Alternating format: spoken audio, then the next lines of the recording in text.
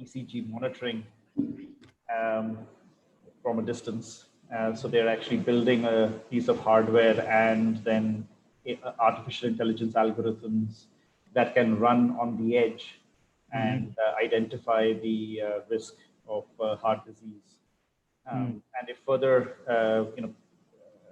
diagnosis is required, then of course that data also gets transferred to the cloud, and a more extensive AI algorithm then looks to do a deeper classification and also obviously present that to a medical professional.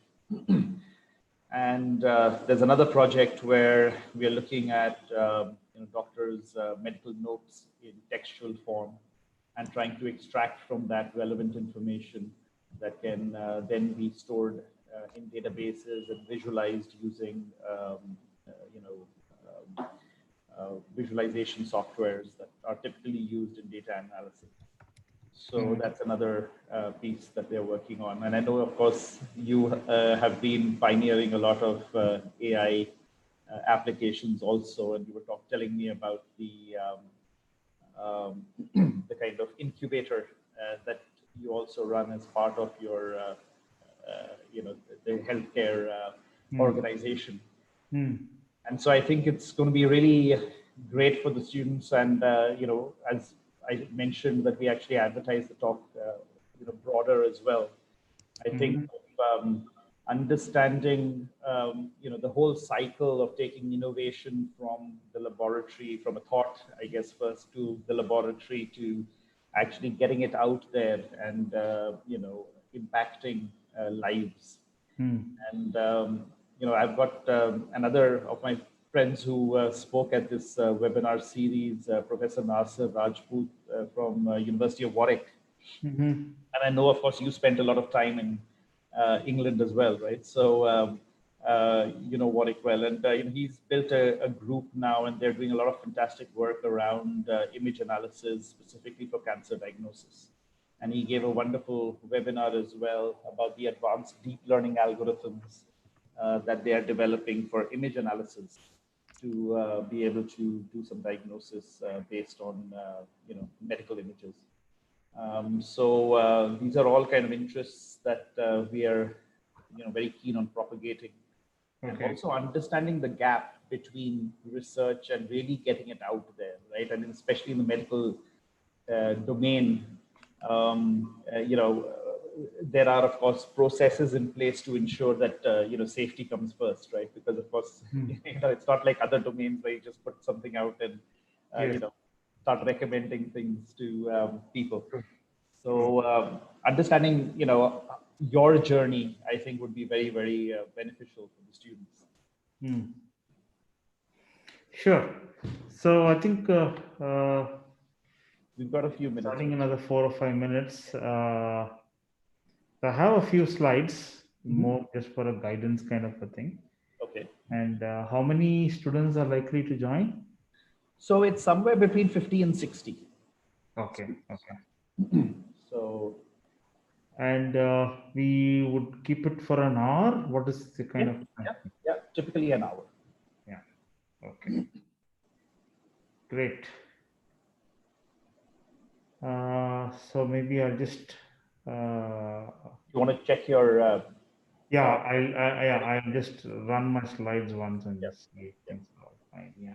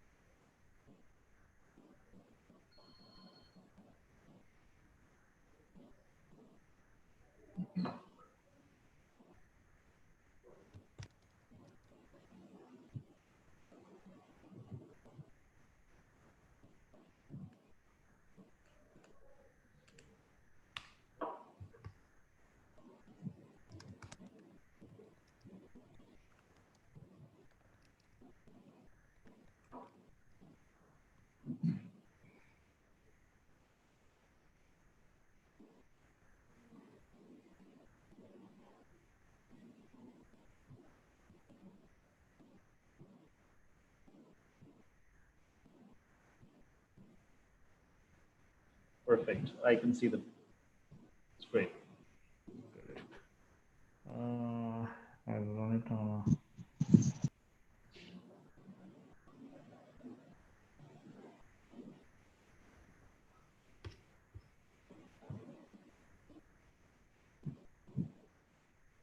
yeah. I think we should be good. Yeah, great.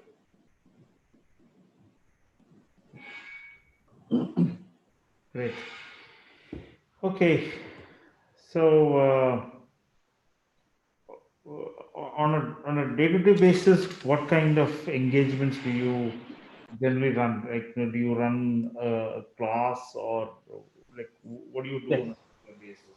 So typically we have a platform where we provide video content to our students, and then also live sessions with Mm-hmm. them, uh, which typically ranges to around 6 to 7 hours a week of lecture time. And then they have passion projects that are given to them, the ones that I was referring to in the medical domain, for example. So that's pretty much what they're supposed to be working on during the rest of the day. Yeah. So it's a 6 month program that they engage with us. And then, so typically, a group of 5 students takes on this passion project. They have around 3.5 months because they come fairly raw in their understanding of machine learning. There's a mixture, of course. And so we need to kind of set that base and help them with their programming skills as well. And then they get into the project. So typically after 2.5 months, they start on the project. And like I And said, these it's are quite. all engineering background with some computing knowledge kind of people. That's right. The majority of them are. This year, because of COVID, we actually opened up the platform to allow people to join from all over the world. So we actually have a student from Nigeria, we have a couple of students from Canada, a couple from America, one from Germany, one who's based in New Zealand. Um, most of them are of Indian origin but living abroad now. Some of them with experience.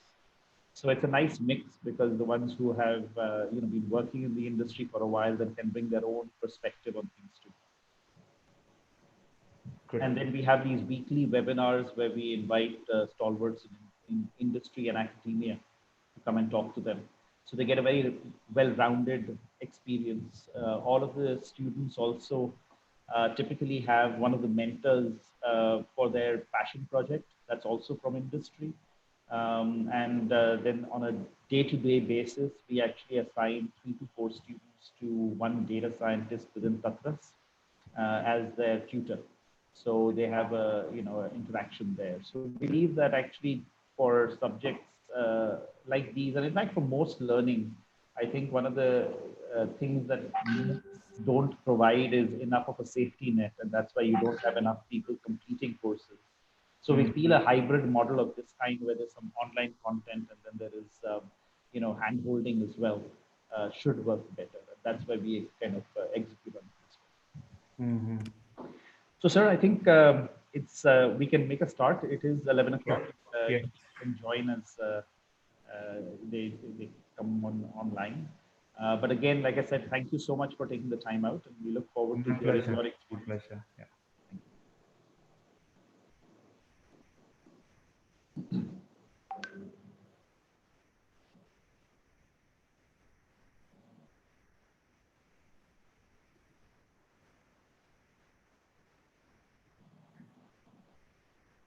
So can we go ahead and start the lecture? Yes, yes, please do. So, if you can share the screen. Sure. Yeah.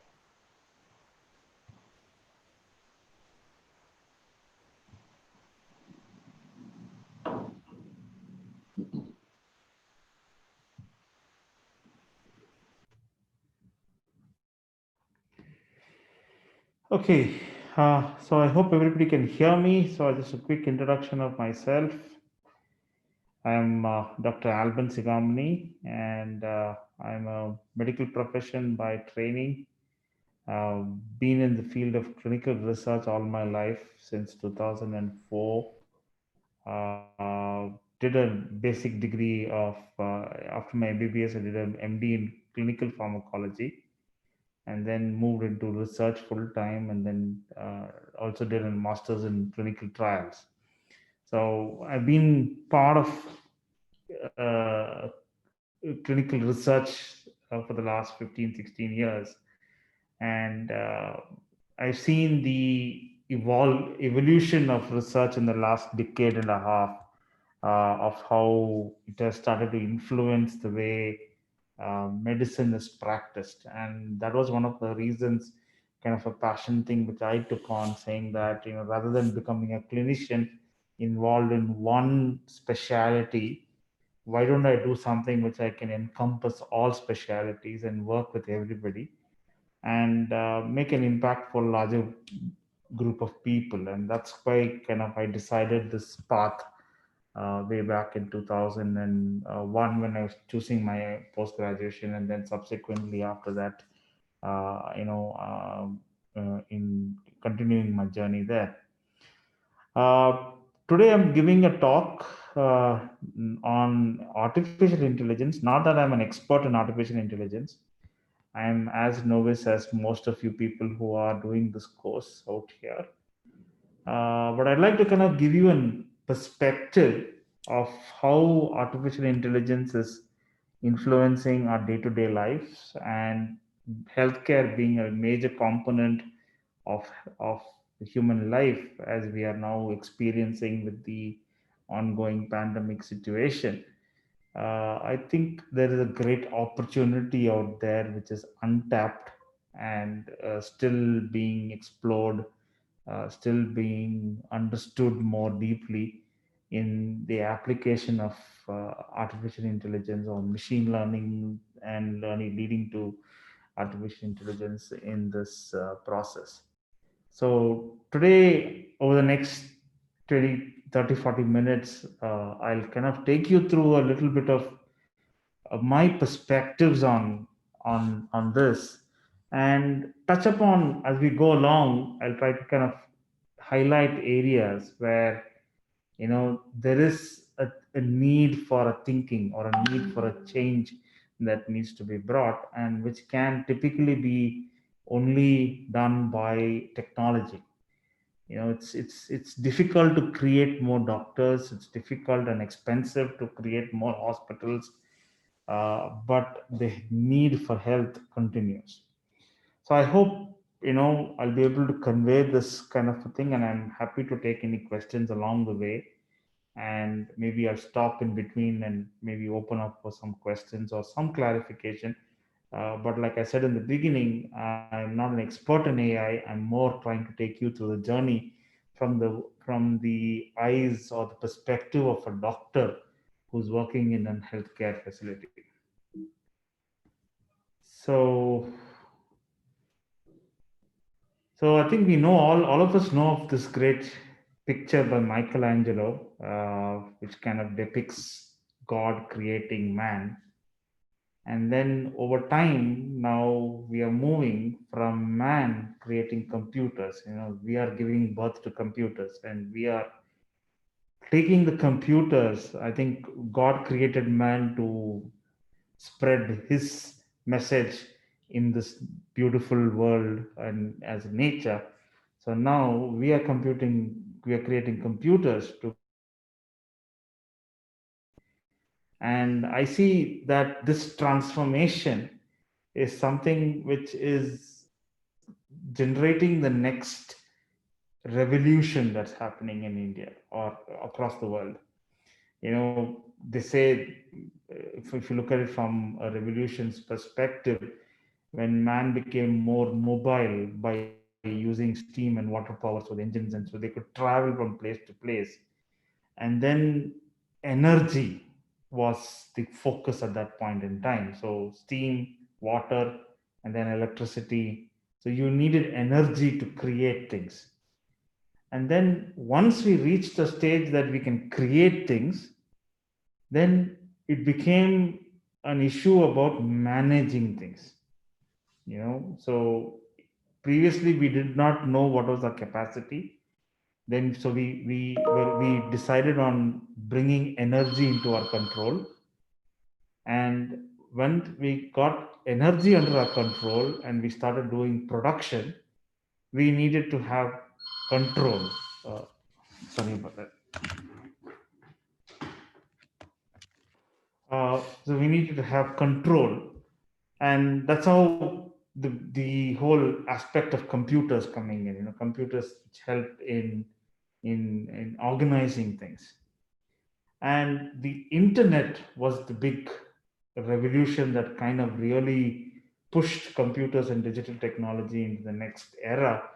And we started now increasing our computing speed, and now we've started realizing that there's a lot of things that can be automated with it, and that's the growth of artificial intelligence that has happened. And so we thought that our computers can learn a lot of the tasks and which the human needs to kind of put in and bring it in. So that was the kind of from my perspective, if you look at it, the way we have evolved. I try to find out what is an artificial intelligence. Is it kind of there in the English dictionary? And according to Oxford English Dictionary, it says it's the theory and development of computer systems able to perform tasks normally requiring human intelligence, such as visual perception, speech recognition, decision making, and translation between languages. Now, if you just apply this particular definition and you take it from the healthcare perspective, it has a lot of importance here. A doctor is always examining things. You cannot give a diagnosis or give a management without actually seeing the patient. You need to be able to visually see what's going wrong with the patient. So a lot of the perception skills which a doctor takes in as far as the healthcare delivery is concerned. Speech recognition we thought was kind of not there, but then now speech, your voice can talk about your health. There are now companies trying to tap into taking your voice, and artificial intelligence is a big thing there, and they're bringing in voice recognition or speech recognition in order to be able to use for understanding your health. Decision making is a huge task, especially when you have a larger, you know, uh, pool of patients with fewer doctors. You have a huge gap in the doctor-patient relationship, and again, decision making is something which you need to make it really fast. And when I say translation between languages here, what I'm thinking more is integration. And it's not really language as a language of communication, it's more of integration, bringing in heterogeneous systems to be able to come together and start talking to each other, so that an ICU monitor should be able to talk to a ventilator, and the ventilator and the ICU monitor should be able to deliver certain aspects which is converted into the patient's management. So I'm talking about translation. When you say between languages, it's more from an integration of technology. uh, Another definition I found in the Institute of Medicine: artificial intelligence is an entity, a collective set of cooperative entities able to receive inputs from the environment, interpret it, learn from such inputs, and exhibit related and flexible behaviors and actions that help entity achieve a particular goal or objective over a period of time. I found this particular definition a little more applicable, and I thought that if you boil it down, it's all about giving an input and taking an output out of it. Now, that's what computers were doing all this while, but now we've been able to create intelligence within that computer, so that something that is being put in, there's a processing that is happening before an output is given out, and that processing is not static. No, that's where intelligence comes in. It keeps learning, it keeps evolving as things go along, and then it's so the outputs actually improve. So, like for example, if you are using a chest x-ray as a diagnostic for tuberculosis, now you take it's basically it's a photograph that is taken of your chest, and it has certain features. Now you need a doctor to sit down and look at those features and say whether this is tuberculosis or not. Now we have used technology in order to go in and see, okay, now you have a chest x-ray, you have certain shadows in those chest x-ray. Can we read those shadows and see what a doctor does, and can we repeat that process? And in repeating the process, can we keep improving on our ability? Now even a doctor who sees his x-ray for the first time as a medical student, compared to after about 10 years of practice, he's going to be far better than that medical student who's seeing the x-ray for the first time. So similarly, the computing can also help in evolving this input and coming out with better and faster diagnosis. Now people have gone further from that, and they said, okay, if a person coughs and the cough is showing this kind of a chest x-ray, can we take the cough and come up with the same finding of the x-ray? So now you have an artificial intelligence that is being built in order to detect your cough. And I was telling you about speech recognition, detecting the cough and telling whether you've got tuberculosis. So you see how transformation is happening. You know, you're even so basically in this process, what you're trying to do is you're trying to eliminate steps and go straight to the problem. Now, in healthcare, this is a huge benefit, because if you can, instead of taking 10 steps to reach a particular conclusion, if you can cut it down by 5, or if you can cut it down by even 3, there's a faster application of a particular diagnosis or a treatment that can be given to the patient. So artificial intelligence is definitely welcome.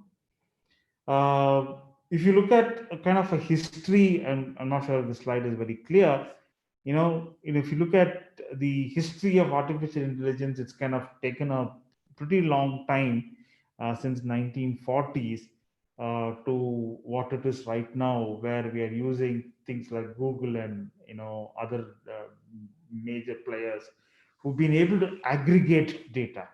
So I think the biggest change that has happened from here to here is the computing capacity and the ability to aggregate data. So that's the only change that has really happened. Otherwise, the thinking process has been around for almost a century, or near to a century, that's been around. Now, before we indulge ourselves, before we kind of think, okay, I'm going to make the next revolution by creating a new a device which is smart enough, I think it's good to sometimes step back and just take a look at what are we dealing with at this point in time. Now, as you know, artificial intelligence has a lot of applications. It's been used in most extensively being used in financial markets. It's being extensively being used in banking, in insurance, in production capacity. So many things. Artificial intelligence has really made a revolution out there. But when it comes to health, there are certain things that we need to kind of keep ourselves focused on. So I think the next few slides, I'll kind of take you back into the foundation of health, and then we can layer it on top of it. What are the gaps that are there in healthcare? And then we can see what is the artificial intelligence trying to do. Because if you don't have the foundation knowledge, you'll come with a solution which really does not stand a test of the ground. And like in Bible they say, you can sow seeds, and some seeds will fall on fertile soil, some will fall in between shrubs, and some will fall on hard ground. And those that fall on hard ground wither away very fast, and those that fall on shrubs get eaten up by other things, and only which falls on fertile soil does it bloom. So the same way, if we do not know where you're applying healthcare artificial intelligence, it will be a bit of a challenge as you go along. So I just thought I'll just take you something. This is very basic stuff. So the WHO, the World Health Organization, in 1983 made a definition of health which is still relevant. You might think, oh, 1983, 2020, do you still think this is important? But I think the definition was so wholesome that we still have not been able to achieve this. Okay, that's the sad part. We have defined health in 1980s, but we still not have been able to achieve this. So it defines health as a state of complete physical, mental, and social well-being, and not merely the absence of disease or infirmity. And I'll tell you why this is important. From an artificial intelligence perspective, why this is important. Now, if we build a tool which is a lot focused on just the diagnosis, and a lot focused on just making a conclusion about something is present or not there, and if you lose out on the whole health component of it and what is its importance, sometimes the tool becomes so naive with regards to its ability to be used, that either it becomes too expensive, or it becomes just it doesn't make a huge difference. And I'll give you some examples with regards to this. We use artificial intelligence in the whole process of drug development. Now, artificial intelligence in drug development has actually really revolutionized the whole process of drug development. But sometimes when we build drugs which are so specific in its action, because, and we are able to do that because we are able to study all the molecular mechanisms of that particular disease, and then we identify something which is most critical and we go and try to hit it with a drug. Now, it might be a wonderful drug, but that particular drug might have a lot of other problems which will really affect the physical, mental, and social well-being of that person. It can affect it is impossible for them to afford it. It probably leads to a lot of physical trauma. So like that, if people do not focus on the aspects of the definition of health, artificial intelligence or any form of technology would kind of be futile in itself. Now, where is this health currently being transacted? Okay, I want to use the word transaction here. Okay, now you want money, you go to a bank, right? Now you want health, you go to a hospital, right? So that's the kind of a connotation that if I want to feel healthy, I need to go visit a doctor in a hospital. I need to go to a hospital and get myself tested, and or maybe I need to go and check my symptoms there. So health is related, is transacted in a hospital. Now, how is the WHO defined a hospital? A hospital is an integral part of a social and medical organization, the function of which is to provide for the population complete healthcare, both curative and preventive, and whose outpatient services reach out to the family and its home environment. The hospital is also a center for the training of healthcare workers and biosocial research. Now, just take this definition of a hospital which WHO wrote way back in 1980s and see what's the current state of hospitals right now. And this will lead you to understand where are the gaps that are currently there. And the biggest gap here is human resource and money, right? No hospital is able to even manage the patients that have come to them, leave alone understand the patient's background, leave alone understand the patient's family and its social background. So because of this, healthcare across the world, it's not only in India, across the world, has become very transactional. It means to say you have to go to the hospital and tell that you have a problem, and only then something is started. Now, can we transform this? Because if you want to achieve the definition of health, you definitely need to transform healthcare delivery. So the point here is, friends, that there is a need for a transformation. There is a need for a revolution. It's not something that, it's not some fancy idea of using artificial intelligence in healthcare delivery. It's a kind of a current need that is needed for us to do it, because the current structure of the hospital is not able to meet its own definition. So you see where the challenge that is there in achieving that.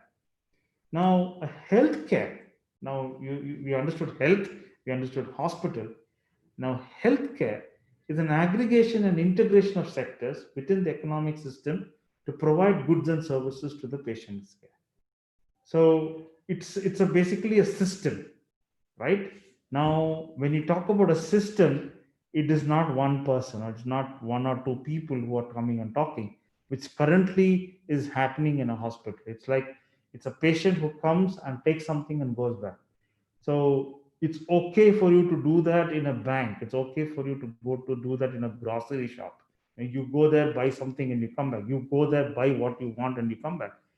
But even there is transformation, right? Now you go to a bank, you come back with an insurance policy, you come back with a mutual fund, you come back with educational policy for your child. The future of your child is taken care of. Banks have moved away from transactional nature for a very long time. You look at consumerism. You look at healthcare, even internet for that matter. Your very own Google. You start looking at certain things. The Google, like, I think my talk for AI was out there in LinkedIn. From last 2 days, my web pages in LinkedIn is all about AI. It seems to be understanding what I'm going to get into. So I'm getting a lot of reading material for AI on my LinkedIn and other things. So people have already adopted AI into all of that, but healthcare needs to move away. There are goods and bads about it. Let's not go about discussion on that component. But what I'm trying to say here is that integration of sectors is an important need for healthcare. And now that's something which is still kind of way back. And why is it supposed to do this? Because, again, going back to the definition of health, it needs to be curative, preventive, rehabilitative, and palliative. Now, what is curative? That means you have a disease, you need a cure for it. Now, you need to make sure you don't get that disease again. Or if you've got the disease and something has happened to you, you need to be restored back to your normal life. Or if there's nothing much that can be done, at least your dignity should be kept up. You need to be given a dignified exit from this world. So you need to have all these four components coming into a healthcare system. And it needs to be able to maintain and reestablish health. Now, is that possible for currently healthcare systems? It's a big question mark. Across the world, you take even the most richest countries spending trillions of dollars on healthcare. This particular component is not coming in. Now, let's just bring our focus down to India. What is happening in India? And I'll probably just skim through this very fast. Now, India saw a healthcare revolution post its independence, but for a long time, healthcare was kept in the hands of the public health sector, because they felt that healthcare can only be provided by the government. And there was a lot of restrictions and things. So in 1980s, when the economy opened up and we started being able to get foreign investment, and we basically started opening up the market, a major shift happened in healthcare. And the Apollo hospitals is considered to be the first change in healthcare, which brought in an entrepreneur role in healthcare. So basically, somebody said, I'm going to disrupt what's happening. And then we have the insurance coming in, and now we are in the medical tourism age. So healthcare in India has transformed from its independent data. So we have not lagged behind. So the point I'm trying to say here is that we are now offering healthcare to the best possible standards from anywhere in the world. So India is not far away. So if you ask me, if is India still ready for artificial intelligence, I think we are already past our time, because we've already got patients coming from all over the world. We are dealing with 1.3 billion people, and we've already got the models for healthcare where people are trying to disrupt things. So India is ready as a platform for healthcare revolution, and so we are not far behind. It's not that India may be thinking 5 years from now or 10 years from now. It's not the situation out here. Now, a little bit of history. For artificial intelligence to come in, you need to start, like I said, the computing, right? You need the computer to come in. So just to understand, computers was initially being discussed as a ability to faster access to results, reduce errors, reduce cognitive load, improve processes, data privacy. This is way back in 1960 when they wrote an opinion paper about computers and thing. And uh, according to this Ambinder article, the original IOM attributes for electronic medical records. They thought at that point in time, they only thought computers were going to be used for electronic medical records. Okay, you have health records which are in paper, you make it computer. So that was the only thinking process that they thought about healthcare. And in India, we still are in that stage. If you look at it from a hospital perspective, hospitals are still grappling with this, which in the 1960s, when in the Institute of Medicine in the US had already mentioned it. We are still trying to convert our papers into electronic records. So I know maybe we are lagging behind, but that is a huge opportunity. It's a great opportunity for somebody to start thinking, how can we fast track that entire process? We have such a huge healthcare system in India, and we are still trying to use the original requirement of computers in healthcare, which is making electronic medical records. Now, is that a focus still? Without that, you cannot start artificial intelligence. So if somebody is thinking about artificial intelligence, the journey should start with that. They should start, can I get good data? Can I get reliable data? Can I go and get transformable data? Now, without that, you will not be able to do anything, because the key part of artificial intelligence is an input, which is the data.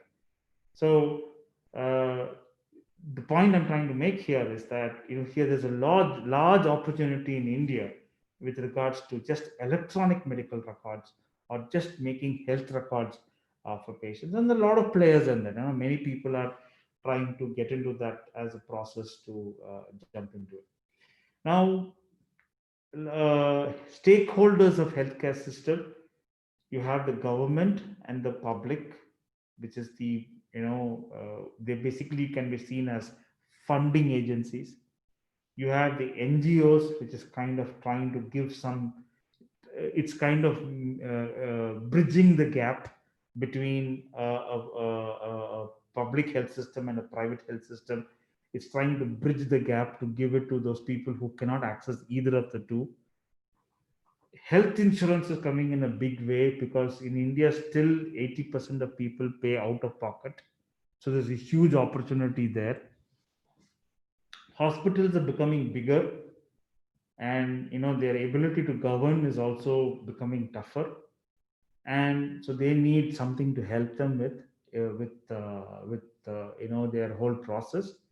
And in general, healthcare providers, it may be doctors, it could be laboratories, it could be diagnostic centers, whoever is involved in this whole process, everybody now has found a need for them to improve their ability to give things. So this is the kind of layout that is there for people to play out. This is like a laboratory.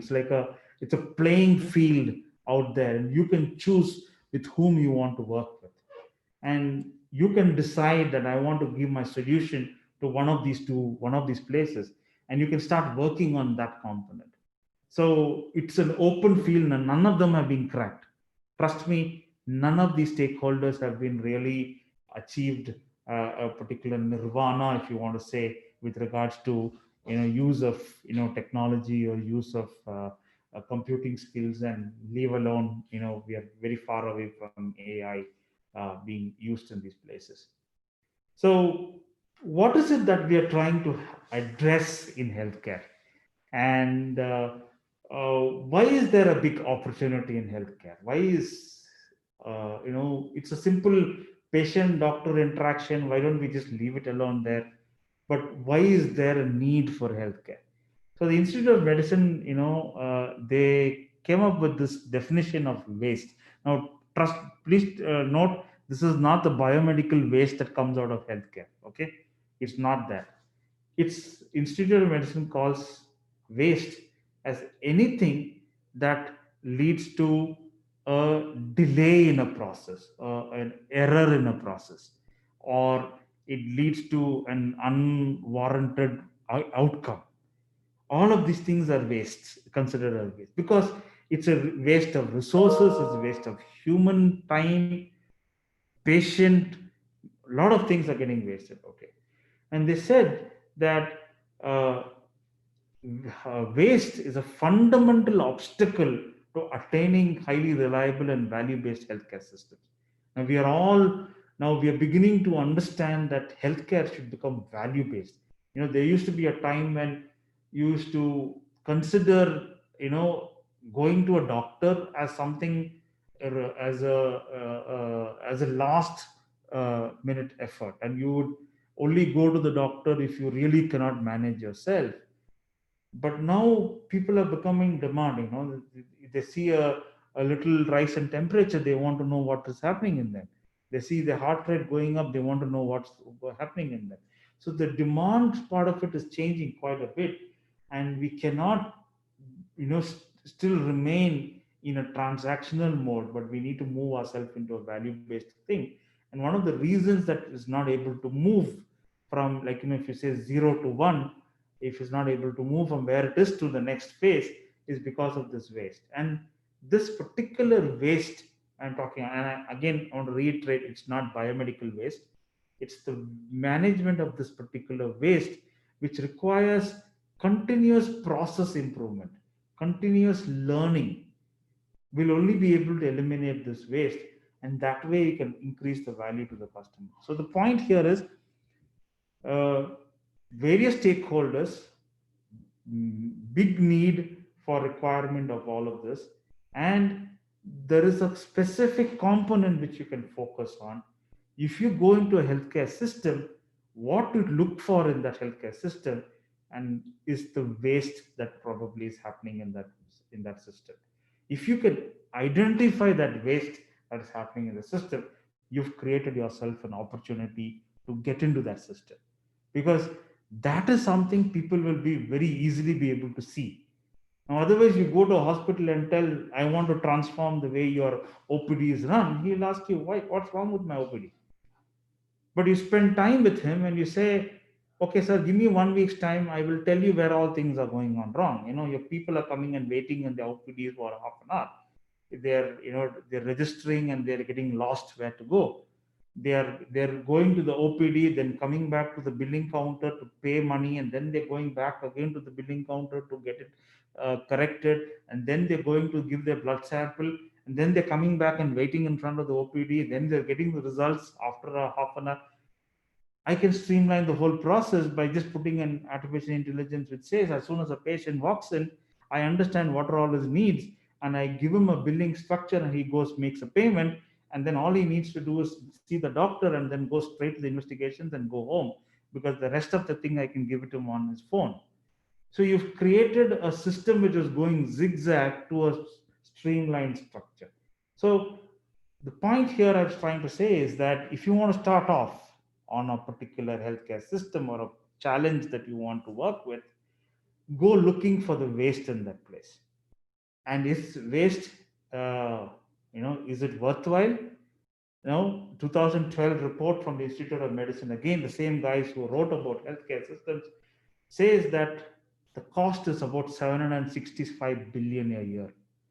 And they say that this waste, if you eliminate it, or even if you bring it down by a few percentage, it's going to save healthcare a huge amount of money. Now, there you have it. You have multiple stakeholders, you have a need, you know where to focus on, and there is money in it. What more bigger opportunity do you need to bring in technology and bring in artificial intelligence or whatever you want to call, with regards to an intelligent mechanism to be able to change the processes that we are doing. So as I was kind of covered to you, I was telling you that being focused on the core principle of health and being focused on the healthcare delivery and understanding where to look for is the biggest opportunity that you can get as far as healthcare is concerned. And this is something which sadly people are sometimes, I find it kind of lacking in many people who are trying to enter into entrepreneurship or trying to build some solutions for healthcare. And I thought, being students who are being addressed today, I thought it's good for you to kind of connect these things or connect these dots for yourself. Now, moving from there to value based healthcare.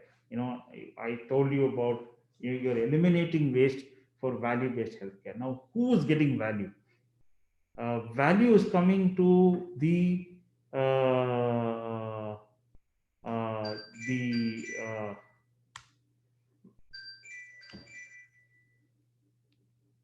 value is coming back to the patient, because it's beginning to understand that you can't have a healthcare system without the patient being the focus, or patient being the center of the focus for the entire discussion that is going to happen. And in about 2012, there was this Forbes article which came out with a big billboard was there, the next blockbuster drug, and in bottom it had written patient engagement.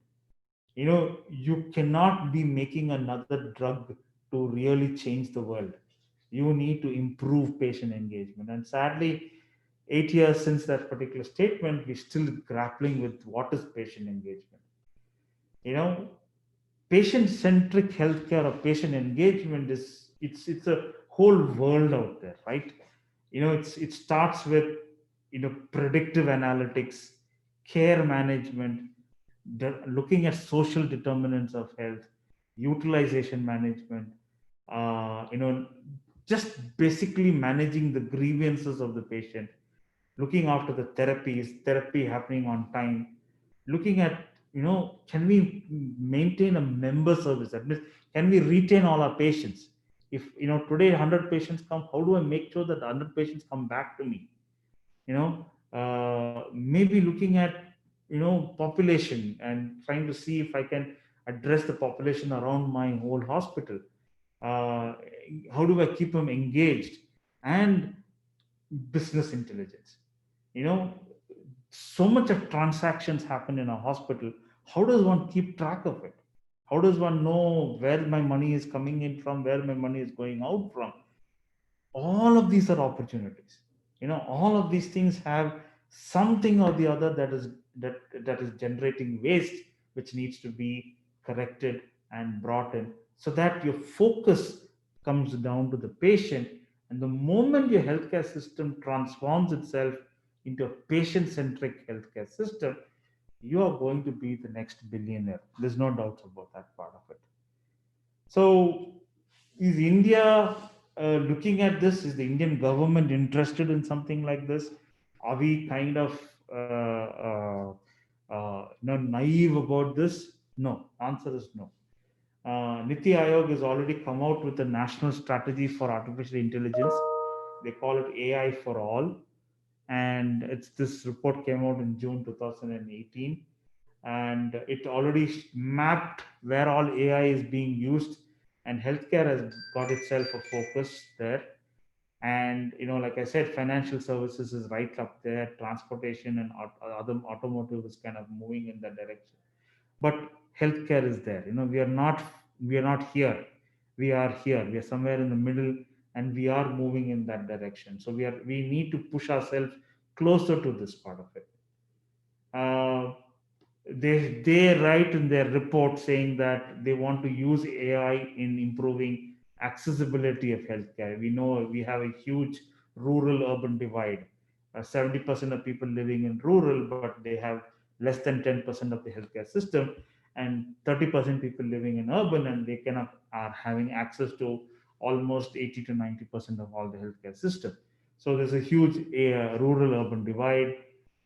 They feel that AI can be used to create more track of well-being, early detection, diagnosis. This is something which I already mentioned about, and using it into training and other things. But Niti Aayog is already recognizing these things, and but uh, uh, before we move, full steam into something in like this, we should also be cognizant of the fact that we can't just simply walk in somewhere and create AI into that space, or bring in computing into that space, or bring in some algorithms to do machine learning and then build AI systems out of it.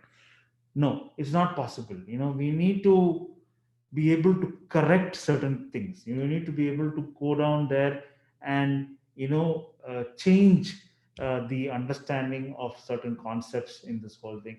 And that's where I really appreciate the efforts that Subodh is doing out here of training people who are young.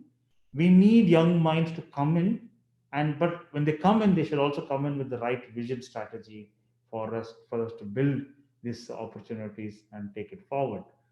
So there are certain pitfalls when it comes to artificial intelligence, and these pitfalls, I thought I just kind of highlight them. These are from my perspective, from a research perspective, my knowledge of research perspective, and I thought I'd kind of share some things with you. Now, as you know, artificial intelligence deals with a signal, and there's a processing of that signal, and there's an output that comes out of it, right? Now, when we're talking about the signal, which is the input, and you're talking about the processing and then the output, you can actually just narrow it down from a healthcare perspective into a cause and an effect. So in technical terms, in epidemiology, we call it an exposure and we call it an outcome. And when we know how this exposure and outcome is interacting, we know what is happening. Now, this is now narrowing itself down into diagnostic space, where I feel is the largest chunk of people going into in healthcare system for bringing in AI. Like I said, there are so many other opportunities that are there, but not many people are focusing themselves there. A large group of people are moving into the diagnostic space, and in diagnostic space, I think this is one thing which you should be aware of. Like I told you earlier, you can read a chest x-ray by a doctor, which is now being read by a computer. Now they've been moving, they're trying to eliminate the chest x-ray, and they're saying that I only need the cough, and when I know the cough, I can know whether this person has got tuberculosis. Or I talk to you about the sound based technology, where I only need a voice marker from you and I know what diagnosis to make. Now, the key component in all of this is the understanding of the exposure and the outcome. Like, say, for example, just to make you understand a little more, if you smoke all your life, your chances of having a heart attack is very high, or developing lung cancer is very high. But that doesn't mean that every smoker is going to get lung cancer. It doesn't mean that every smoker is going to get heart attack. It has certain components which kind of interplay in this, and that's in epidemiology we call it this association, the strength of the association between a cause and an effect. Now this is a underlying pitfall when it comes to AI, because AI works on certain assumptions, and when you take those assumptions which are already working on other assumptions, you can have an unstable system. And there's a very classical example that's told when you're talking about, see, AI, machine learning uses a lot of correlation. And this is a very classical example that's shown that number of people who drowned by falling into a pool correlates with films Nicolas Cage appeared in. It just doesn't make sense, right? So you can even say that, a girl baby will be born every time in front of the hospital a Santro car drives by. You can make any of these things, and if you have data, you can actually create these correlations. So the point I'm trying to make here is just that, blindly going into a system and collecting input data and trying to get an output data is a very bad thing to do. You need to understand the biology of it. And the point I'm trying to raise out here is that if you're working with a healthcare system and you're trying to build a solution for a healthcare system, adopt a healthcare professional early for you to understand these pitfalls. You need to be able to make, somebody was trying showing me a technology the other day where they're trying to look at a picture of a face and they want to make a diagnosis. Now, it's a great thought. It's a great vision where you can just look at a picture and find the thing. But then you need to kind of understand a little bit nuances in that whole process. Who would want to take a picture? Who would want to understand that particular disease state? What is that kind of people? What is the value that you're going to bring in? There is a lot of things around it, and when you talk about face and you take a picture of the face, there are many reasons why that particular image can show up in a particular way. So I'm not discrediting their thought, and I'm just telling that we need to go deeper into this component, and for this you may have difficulties as engineers who do not have a biology background or who do not understand certain variability that happens in biology. It is important that you adopt somebody early with you so that you can actually get the right guidance. And in fact, in there is a school right now, I heard, in University of Iowa, where medical students are taught to be engineers and engineers are taught to become medical students. So it's a kind of a combination of engineering and medicine where they're being taught a common degree so that people understand both and build better AI solutions for the future. The other pitfall in AI in healthcare, and is because of the chronic diseases being the major component of thing, there's a huge latency. You'll see a person with a hypertension today, he might not have a heart attack till another 20 years from now. So if you say I built a very nice tool which will detect hypertension, you're not going to see its benefit for another 20 years. So solutions in healthcare, especially when you're trying to do something in chronic disease, you need to you need to understand that there is this latency in this process. And unless you are aware of that, you sometimes get too grossed into a particular part of it, and then you think your solution is not worthwhile, and you try to sell that solution, nobody's going to buy it because you say, I don't see any benefit coming out of it. So you need to understand this component of latency, and this is something which happens in chronic diseases, and that's the major component. 80 to 90% of all diseases that are affecting humans are chronic diseases. And the next component, next pitfall is that in health and in disease, it is multifactorial. It's not something which is, you can't, it's not like a bacteria. Now everybody knows COVID is caused by the SARS-CoV-2 virus. Now, everything is not in black and white. But there also, again, SARS-CoV-2 virus comes and gives you the infection. But why does the person die is still multifactorial. It could be because of his comorbid illness. It could be because of his age. It could be because of where he is living. So many factors coming into play. So, multifactorial aspects of chronic disease is another pitfall as far. So, unless your system is non-linear in thinking, most I've seen most machine learning algorithms are linear in thinking.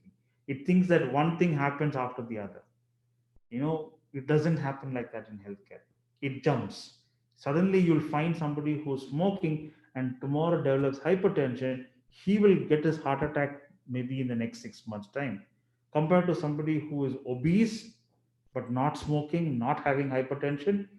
But we think, oh, obesity is a big problem, let's tackle it. But he's not going to have a problem for the next 15 years. So, there's so much of variability that happens in healthcare, and that's because of its multifactorialness. So, these pitfalls are important for you to keep in mind when you are looking at healthcare. So, moving on, I think that because of interest of time, maybe we'll keep the questions to the last.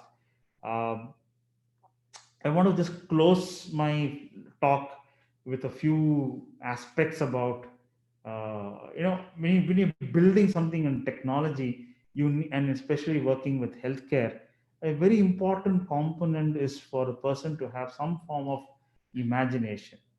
And Einstein actually famously said, imagination is more important than knowledge. I think this thinking is very, very powerful. And I think when it comes to healthcare, you need to be able to imagine what is it that you want to deliver. And sometimes you will not be able to see it in black and white today. And you probably need to kind of be a little bit of more of a visionary and say, tomorrow my system should be able to deliver this. So they say the process of ideation, a use of a metaphor, orientation of themes, selection and deployment of language, reaching out to both the intellect and the emotion, creating multidimensional vision is the soul of poetry. Now, I'm putting this for one more reason. One is imagination. Second reason, no AI system can replace a human being. Okay, because we are a very complex character. We can probably increase our computing speed in such a manner that what one person does it in an hour, in one day's time, you can get it completed in a few seconds. But you can't take away the ability of a human's imagination. Now, there are two parts to what I'm trying to say. One, an AI person should never think I can replace a healthcare professional or a doctor. He is thinking wrong in doing so. Another way to look at it also, the doctor should never think that I can just depend on AI for everything that I want to do. Understood? So there are both components in this. So your level of imagination is a very complex thing which no computing so far, and I don't think in the future also, because ultimately it will be built by somebody. Unless computers, like we see in the in the movie Terminator, where we see computers starting to build their own intelligence and creating their own intelligence. Maybe that may be a time when things would change, but till such point, I think the involvement of the human being is very, very important, because the human as per se has the ability of imagination. And I think we'll just skip these slides. Last, wanted to kind of conclude and say, what is the opportunity that Narayana Health is offering? We have about 26 centers spread across the country. Uh, we have been seeing close to 3 million plus contacts with patients across per annum. And we've been providing, our aim has been providing affordable, accessible, and quality based healthcare.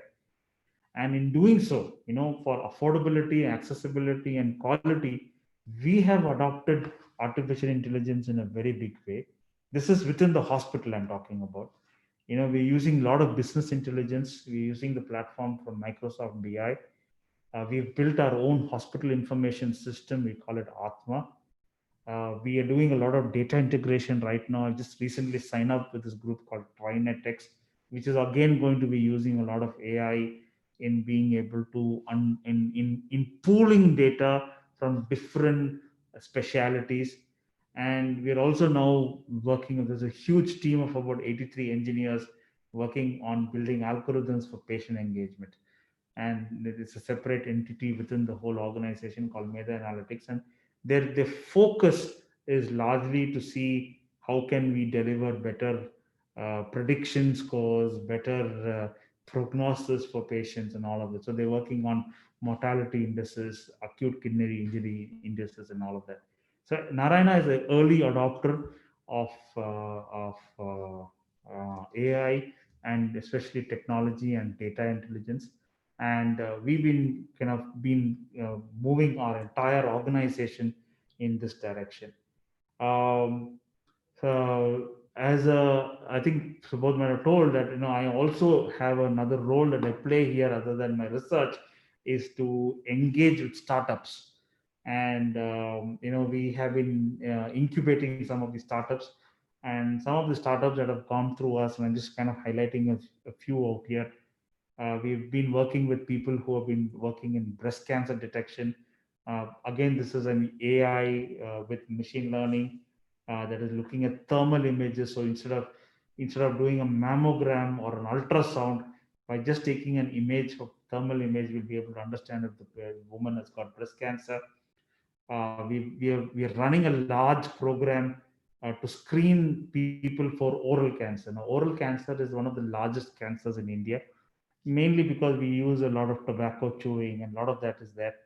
And this is affecting a lot of the younger population. So we felt that we need to have something which can be picked up early. Oral cancers start with a small ulcer, and it actually takes at least 2 to 3 years time before it becomes cancerous.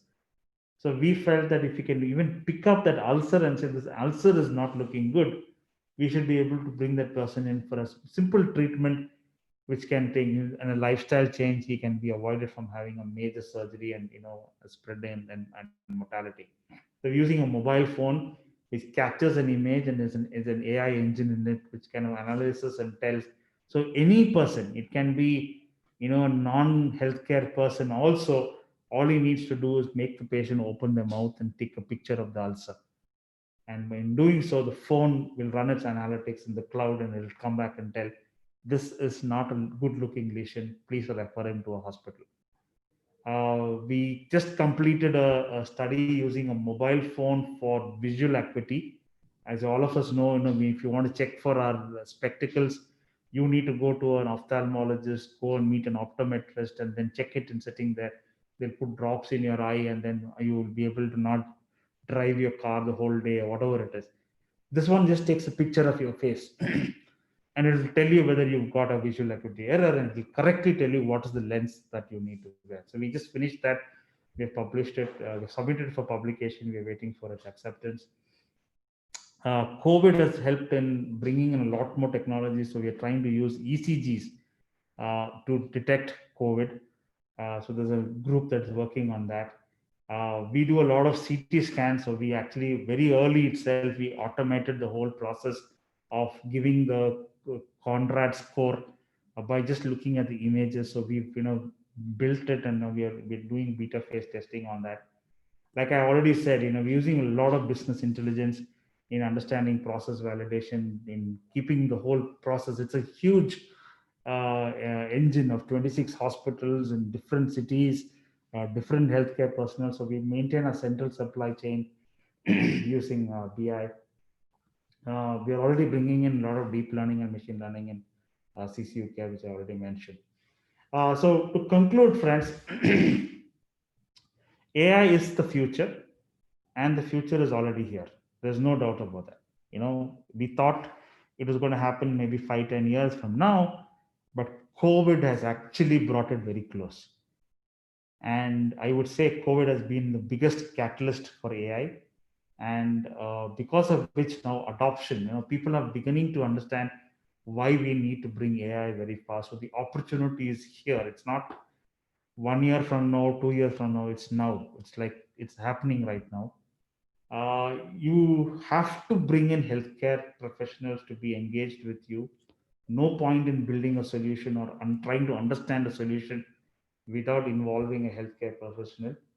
Uh, we need more people to invest into research, because you can build a great solution, but if you do not clinically validate it, if you do not clinically apply it, it's not going to be a solution that's going to be adapted. And doctors, still need to change. Doctors need to understand how to use AI and not feel threatened that they'll be replaced, but rather become early adopters of AI and work with AI to improve their healthcare delivery, so the value that they're giving to the patient can also improve. So I'd like to stop there. I know it's been a roller coaster talk for an hour, but happy to engage in any discussion from here on. Thank you so much, Dr. Alben. You brought up some very interesting points that actually, interestingly, have been brought up in other webinar talks also. So your, uh, discussion around association versus causation was brought up in not the previous webinar, but the webinar prior to that. The whole idea of uh, using causal relationships rather than just dependencies in statistical modeling. So that was a kind of an interesting point, and I think one thing that I didn't hear from you was about a lot of these AI projects. The thermal imaging, is that Niramai that you worked with? Yes, Or? yes, yes, Okay, yes, okay. yes. So with a lot of these technologies, we always talk about the fact that because they are black boxes, the explainability is lacking from why that diagnosis is made. And that is impacting adoption specifically in healthcare, because as you said, when we are depending on something that is very association based, there could be completely the wrong reasons why diagnoses are being made, and that can of course be fatal in the healthcare profession. So do you see explainability of the artificial intelligence decisions as being an important barrier right now, or with the number of these applications like you were talking about where deep learning is being used, how are you getting around that barrier? Very interesting question, and I think the point here again, I think, is related to the question that you asked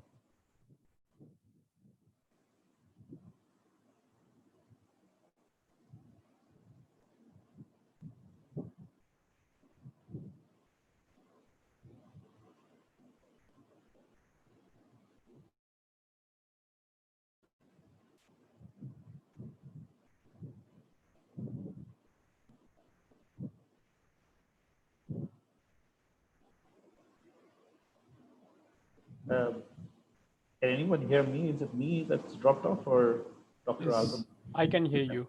Okay. I can hear you, sir. This is one of those things that we never know, right? When people freeze up. Okay. You just give him a second to join back in. Yep. We're not able to hear Dr. Alben. Hmm. Yeah, he's dropped off now, so I guess he'll come back in. Okay.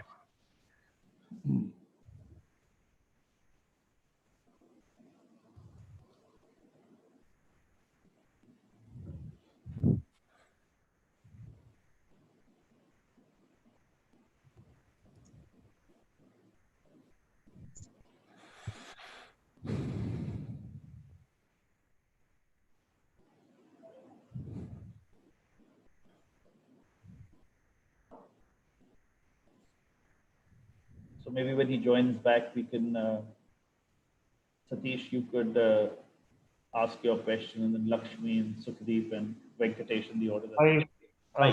Sorry, I think I had a break in my internet. Yeah, not a Yeah. problem. So, So I was thinking, I was just wanting to respond to your question. yes. Now, if you ask me why people are not able to understand the value creation of technology like that, is because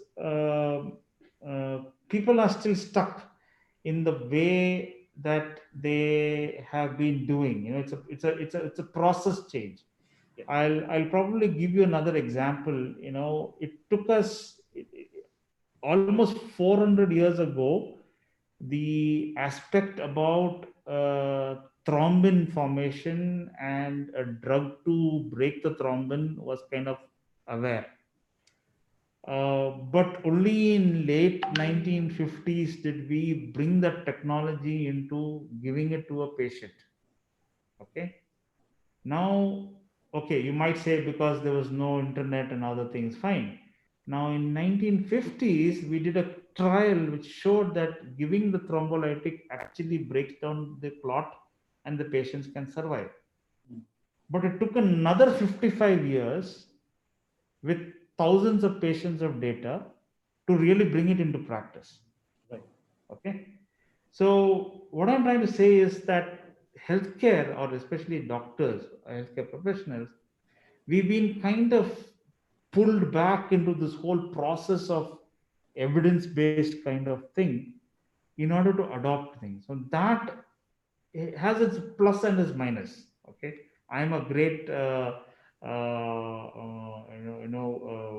I advocate a lot of evidence based medicine, and I'm involved in the process of evidence based medicine. But one of the key components which is missing in that adoption of evidence based medicine is the patient centric engagement. Now, if you ask this question about, let's take the example of this breast cancer detection tool. If I go and ask a doctor, he'll say, no, I still want to see my mammogram. I still want to see my ultrasound. Right. Because he still feels that that is what I need to see to be able to make an association. Yeah. But you ask a patient, what is more thing, patient does not want to go and get a mammogram done. It's a painful process. And you need to come to a hospital and go through the entire process of the hospital. Now come COVID, okay, we don't want women to come to hospitals for a screening mammogram anymore. Now how do we still continue thing? So you see, it is the focus of the delivery of the healthcare. When that changes, that's when adoption happens. Now it doesn't mean that you can build any solution and keep it ready and wait for the opportunity, or chase the ambulance and try to create something out of it. But if you have stayed focused on your science and your purpose of what you want to do, the opportunity will emerge on its own. And that's what I was trying to say, that the focus is now moving from what used to be a doctor centric kind of a healthcare system. Now it's going into a patient centric healthcare system, and globally people have begun to. Now with that change, you'll start seeing all of these being adopted, or scalability happening. Right. But I'm it's a yeah, sorry, go on. No, it's a fundamental evolution that needs to happen with regards to how we start looking at processes in being able to deliver our healthcare. Yeah. So, yeah. Yeah. However, now also the electronic health record of a patient, because we are very kind of focused on a centralized system of storing that data, right? So every hospital wants to have their own electronic health record, and of course we know that that's going to mean that it's not going to be patient centric, because the health record is then split across multiple healthcare providers. I mean, do you think that emerging technologies like blockchain and giving ownership of that data to the actual patient is going to become a contender in this whole space, right? Where the patient has this electronic health record that they can share, rather than a healthcare provider like a hospital having control on that. Do you see that? Yeah. Potential? Yeah, see, that's the point I was trying to make about waste, right? See, a hospital, why did they start looking at electronic health records? Is because it was becoming impossible for them to keep creating space to store the paper. Ah. Okay, so the least that they could do is scan it and make it into a software record. Right. Now they realize that I'm not able to retrieve a patient's record even 1 week from now. Okay, so where do I go? You create three layers of somebody holding a computer, somebody maintaining a password for it. Now people are beginning. Why should I take the headache? I'll leave it with the patient. Right.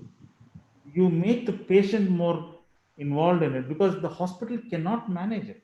So it's a matter of waste, because that entire process that you've created to maintain the health records in a place is you lost space, resources, time.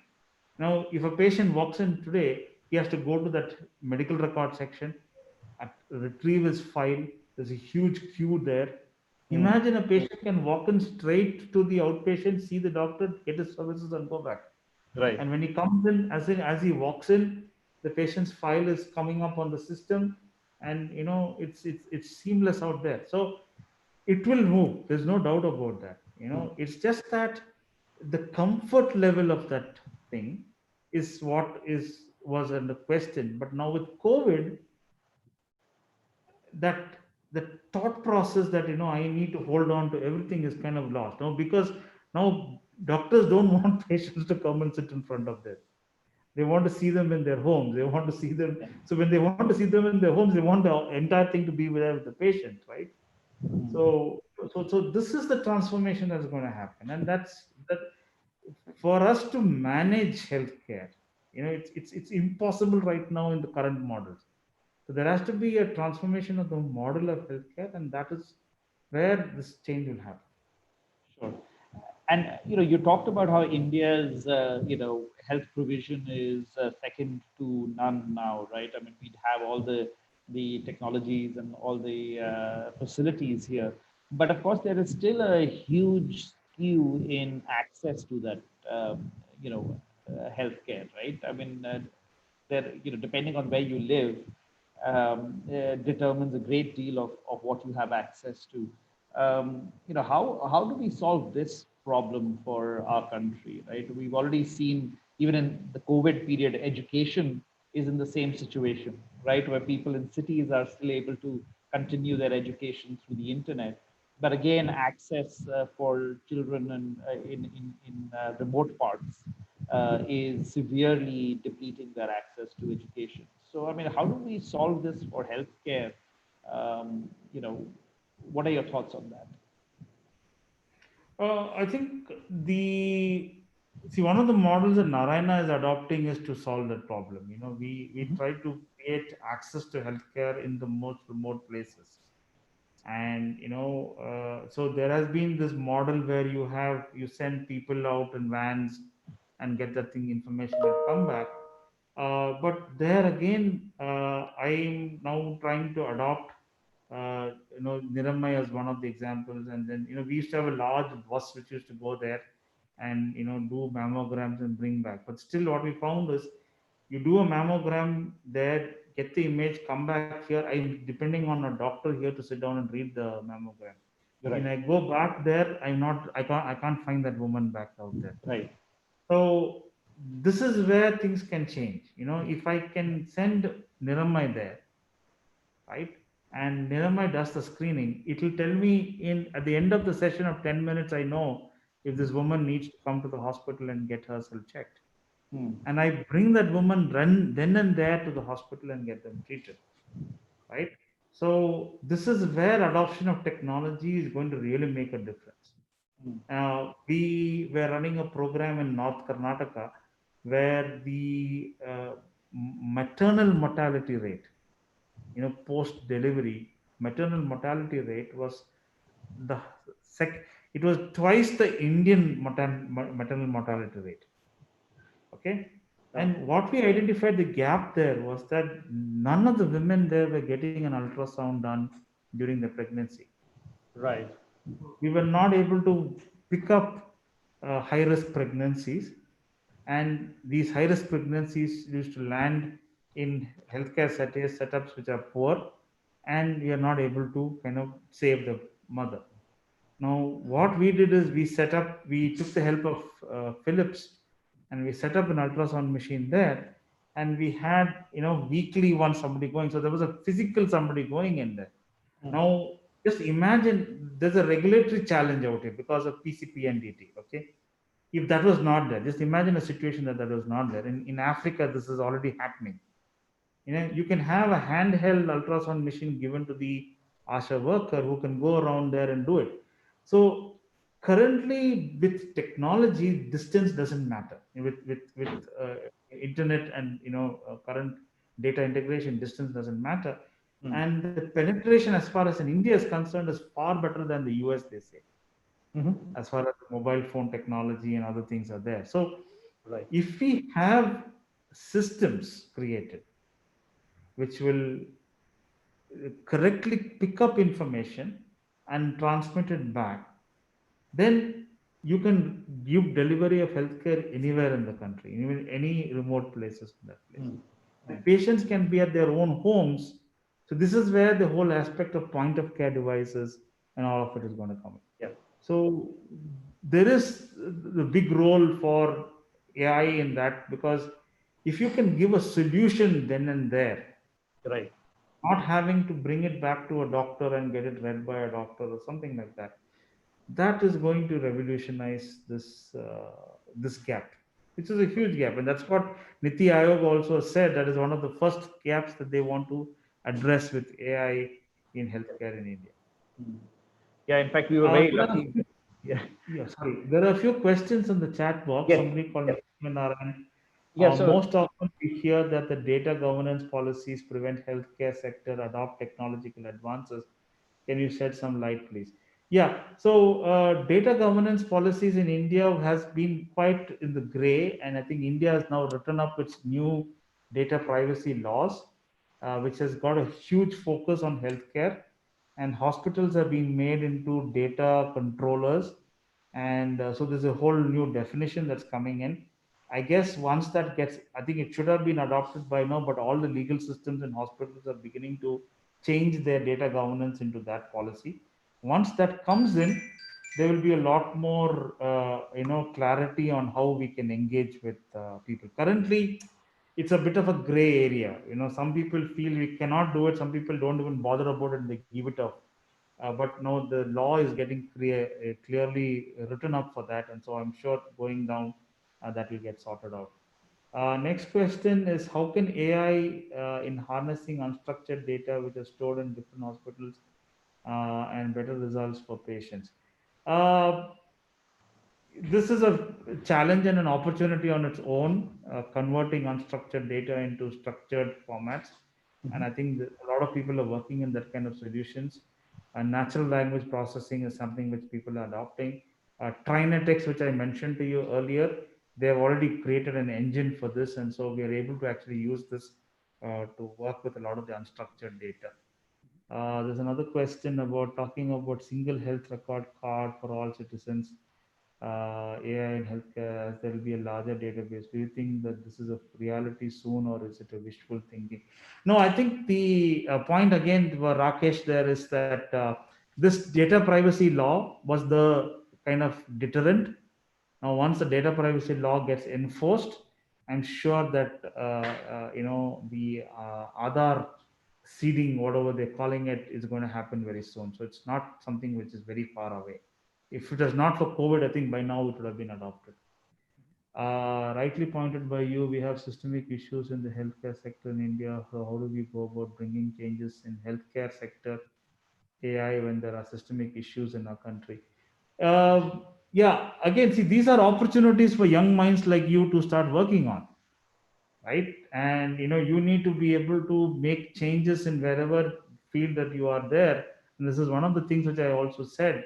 We need to correct the foundation. The foundation may be there, but we need to probably go and reinforce the foundation a little bit, and then work your way up on that. Don't go with the solution directly and try to implement it in this. It's not going to work. There's another question from Venkatesh. Dr. Alben, how do you see AI helping hospitals and reducing the overload in hospitals and relieving beds? Maybe AI is really. We are already doing that, Venkatesh. We're using business Mm. intelligence for that.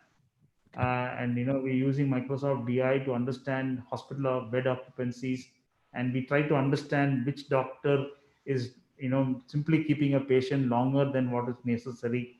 Okay. So we are already tracking that in our system in our hospital. So it is definitely something which is happening already. Okay. Rightly, sorry. Should I continue, yes, Sarabjit? please I do. think we're running out of time. So maybe one or two more questions. There's, I think, one more last one, I think so. Again, as you rightly said, healthcare services must be curative and preventive. However, it is transactional in the current environment. So, adoption of AI in the direction. Can you share your thoughts on this, please? Yeah, I think I already covered on this point that we need to move away. We need to be able to give more service. Like, say, for example, if a 50-year-old man comes into a hospital with just a sinusitis, when he goes to the ENT doctor, we should be able to tell, oh, you're 50 years old, your blood pressure seems to be in the borderline. Let's get a blood sugar test done. And your blood sugar seems to be in the borderline. Okay, maybe you need to undergo a colonoscopy to see if you're having any colon cancer. See, you need to be able to build that. and that is lacking right now. And this is where AI can help. When the moment an 50-year-old male walks in, a system can create an entire care plan for him, which if the patient can choose to take or not, and okay, maybe I'll come back another day. But then you track the patient. Okay, you said you'll come back another day. This is what happens, right? You go to a bank, you'll have somebody coming and trying to sell you a mutual fund, and you'll tell, I'll come back to you. Then after 2 days, he'll call you, right? Currently, that is not happening. So, that is somewhere it needs to move towards. And that's when it becomes a patient-centric healthcare. So great. Okay. Thank you so much, Dr. Alben, for your time and this insight that you've provided. I hope that we can get you to engage with our teams here that are working in the healthcare sector, because one of the biggest problems with developing AI is actually having access to domain expertise like yours, as well as having access to real data. So Yes. we would definitely love for you to engage on an ongoing basis with Sabudh, and hope that you can bring some light into the lives of the students that are studying here, as you have done so today for us all by giving this talk. Thank you so much. Thank you. I've just posted my number and my email ID on the chat box. If That's anybody very wants kind to of you. reach out to me, Yes, you lovely. can contact me, and I'll be happy to see how I can help you. Wonderful. Okay. Thank you, sir. Thank you so Thank much. you. Thank you All so right. much. Bye-bye. Bye.